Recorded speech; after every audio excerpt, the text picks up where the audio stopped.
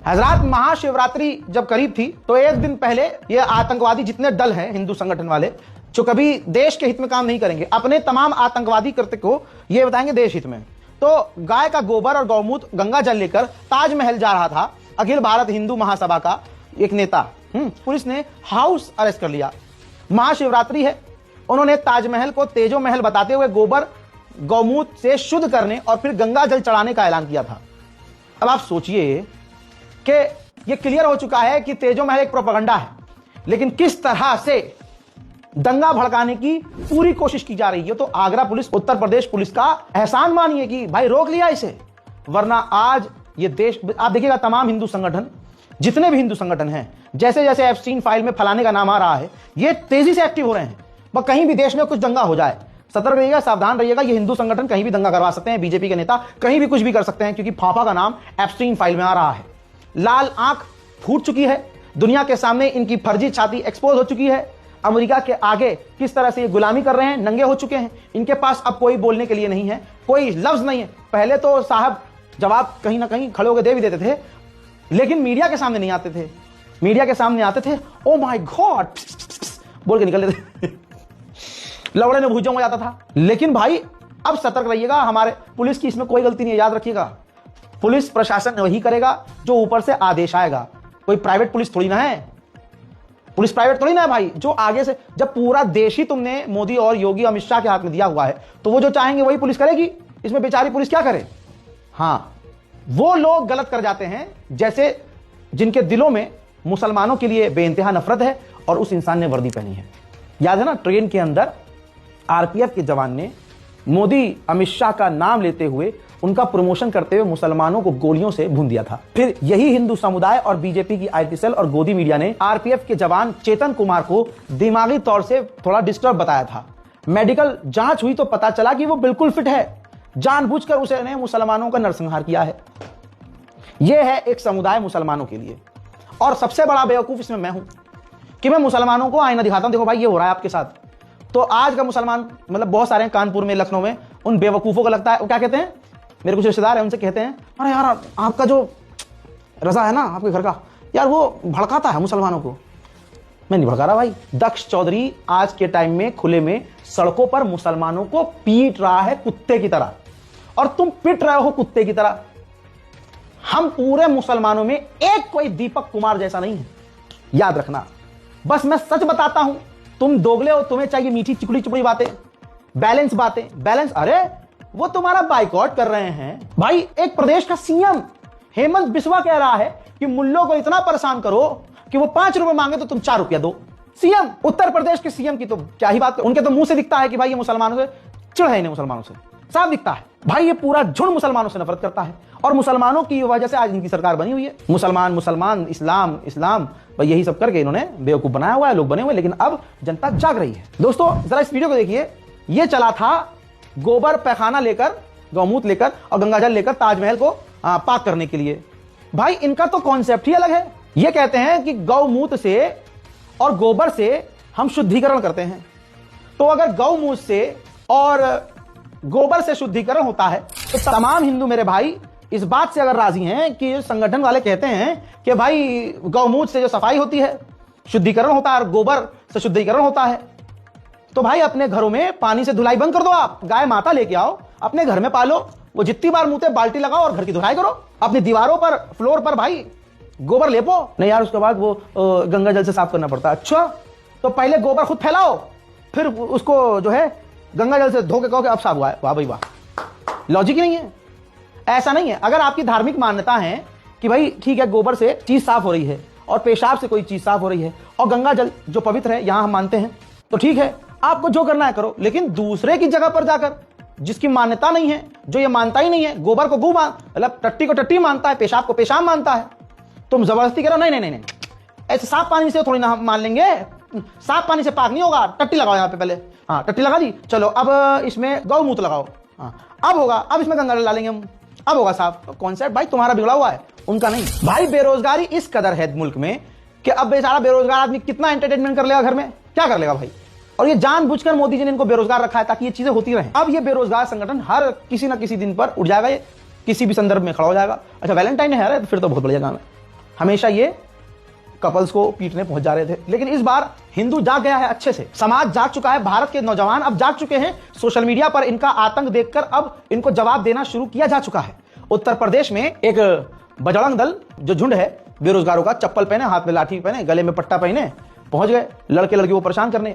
वहां के हिंदू लोकल नौजवानों ने फौरन मोबाइल खोला, वीडियो बनाना शुरू करी और उनकी ही जो बजरंग दल आया था खचरा, अच्छा रेला उन्हें, बहुत बढ़िया रेला।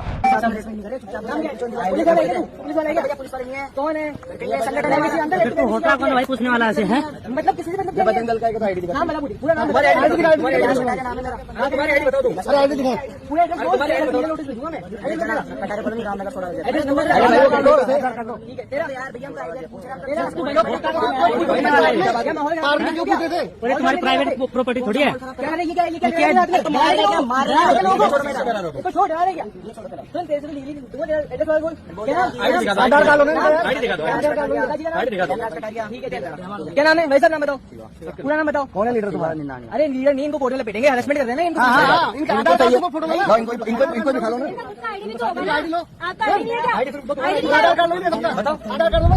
देखा, इस बार पूरा उल्टा पड़ गया।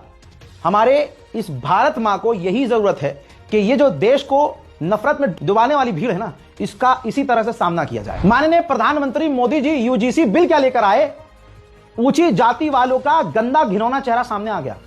मुसलमानों की बात नहीं कर रहा हूं, जातिवाद उधर है, मुसलमानों में नहीं है। दोस्तों, जो दिल्ली यूनिवर्सिटी में हुआ प्रदर्शन के दौरान, क्योंकि जो SC ST और जो दूसरे लोग थे उन्होंने कहा कि यूजीसी बिल लागू करिए, और राइट विंग वाले, ऊंची जाति वाले, पहली बार मोदी के खिलाफ, वो उनका ये कहना कि जो नीचे हैं, नीची जात के हैं, वो हमारे बराबर कैसे हो सकते हैं।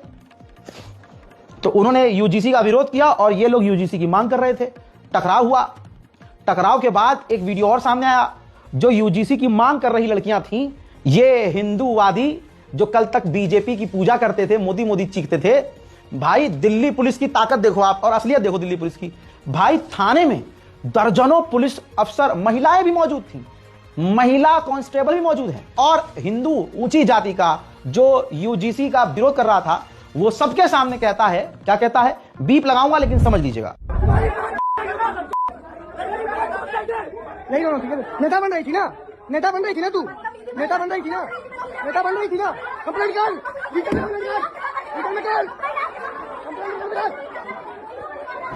ये है भाई इस ऊंची जाति वालों की असलियत। इसलिए अब और जरूरी है कि यूजीसी बिल प्रधानमंत्री माननीय नरेंद्र मोदी जल्द से जल्द लागू करवा दें। बात अब प्रधानमंत्री की आई है तो देखिए, अगला आदमी किसी बात का जवाब देता नहीं है। राहुल गांधी सवाल पूछ रहे हैं, वो सवाल सुन रहे हैं और इधर से निकाल रहे हैं।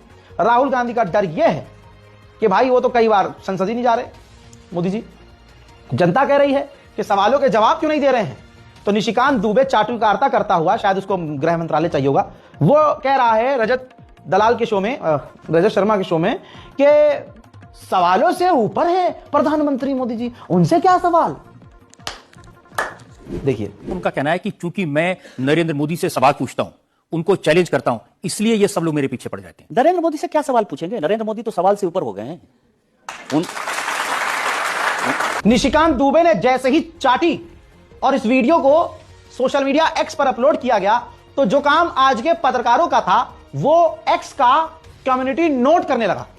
यानी कभी आप झूठ बोलते हैं, कोई फर्जी पोस्ट किया जाता है X पर, या कोई फैक्ट्स को तोड़ मरोड़ कर पेश किया जाता है, तो X उसका फैक्ट चेक करता है उसी अंदाज में, उसी लैंग्वेज में, जिस देश में, जिस कंट्री के आप रहने वाले हैं। तो ये वीडियो जहां पोस्ट किया निशिकांत दुबे ने, भाई X ने पूरा डंडा मुंह से बाहर कर दिया तुरंत। देखिए, पढ़िए निशिकांत दुबे ने क्या पोस्ट किया, यही वीडियो पोस्ट किया। वहां पर नीचे X ने क्या डाल दिया, भारत के संविधान के अनुसार कोई भी व्यक्ति चाहे वो प्रधानमंत्री ही क्यों ना हो, सवालों या कानून से ऊपर नहीं है। संविधान का अनुच्छेद 14 और संसदीय लोकतंत्र की बुनियादी संरचना यह सुनिश्चित करती है कि कार्यपालिका हमेशा जनता और संसद के प्रति जवाबदेह है।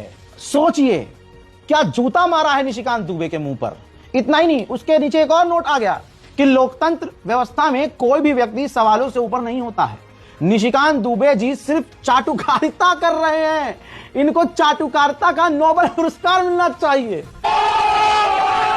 उधर अमित शाह ने पूरे देश को डराया हुआ है, सब डरे हुए हैं, मैं डरा हुआ हूं, आप डरे हुए हैं, विपक्षी पार्टियां डरी हुई हैं, आम जनता डरी हुई है, पत्रकार डरे हुए हैं, लेकिन एक्स ने अमित शाह जी को, माननीय जी को जो जलील किया है, ऐसी जलालत यानी जलालत शायद ही अमित शाह को कभी देखने को मिली हो। अमित शाह ने बड़े दिल से बेहतरीन जो है चाटुकार, मतलब मैं क्या बोलूं, लिखा उन्होंने कि मोदी जी ने देश के संसाधनों पर पहला अधिकार गरीबों, दलितों, पिछड़ों, आदिवासियों को दिया। अब हम सबके दिल में था कि ये तो झूठ है, लेकिन हम सबके मन में, जिगर में इतना दम नहीं कि हम बोल सकें।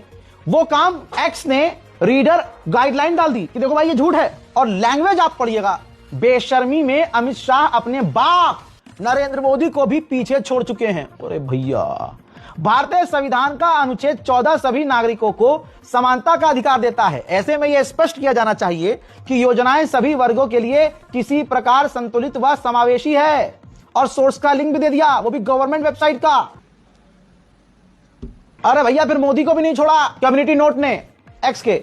और भाई क्या जबरदस्त, राहुल गांधी क्या बजा रहे होंगे, दूसरी विपक्ष का नेता क्या जलील कर रहा होगा, जो एक्स जलील कर रहा है। भाई मोदी ने लिखा, कांग्रेस हमेशा तुष्टीकरण को बढ़ावा दिया, लेकिन भाजपा की डबल इंजन सरकार में चाय से लेकर चिप्स तक असम की विकास यात्रा दिखाई देती है। मैं वादा करता हूं कि यहाँ के मेरे परिवारजनों ने जो असीम प्यार दिया है, उसे राज्य का और विकास करके ब्याज समेत लौटाऊंगा। अब नीचे आ गया कम्युनिटी नोट, लिखा कि तुष्टीकरण की राजनीति कांग्रेस ने की थी और भाजपा भी कर रही है।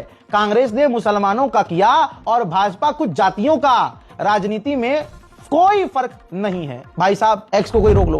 भाई साहब एक्स ने गृह मंत्री को रेल दिया, मोदी जी को भाई साहब वो किसी को छोड़ा ही नहीं। अब देखिएगा, Modi ji personally Elon Musk को फोन करेंगे, फिर से उसे 100, 200, 400 बिलियन डॉलर बिजनेस का कुछ ना कुछ ऑफर कर देंगे और उसके बदले कहेंगे कि एक्स हमारे बीजेपी के नेताओं के कोई भी फैक्ट चेक ना करे, ना कम्युनिटी टैग लगाए, भैया हमारे झूठ को ना खोले, ऐसे तो हम पूरी तरह से नंगे हो जाएंगे और हमारी सरकार गिर जाएगी।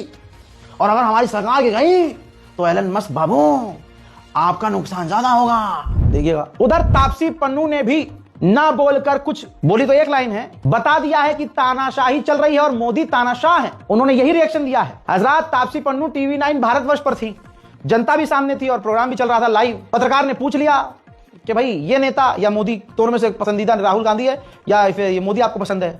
तापसी पन्नू ने जो है बहुत कुछ कह दिया, मोदी जी की तस्वीर को चूमा और कहा कि मुझे इस देश में रहना है। एंड 5 में रैपिड फायर का ये अहम सवाल, पसंदीदा राजनेता कौन? मुझे अभी भी इस देश में रहना है। हजरात ये हमारे मुल्क का हाल है। नेशनल प्राइम टाइम में आज और अभी के लिए इतना ही। चाहिए अगर आपको रोज नेशनल प्राइम टाइम तो कमेंट करके बता दीजिएगा। कमेंट में आपके इंशाल्लाह जरूर पढ़ता हूं और पढ़ूंगा भी। इस रिपोर्ट को शेयर कीजिए, दुआओं में याद रखिए। मैं हूं रजा और आप देख रहे थे रजा ग्राफ यानी स्क्रिप्टेड। जय हिंद।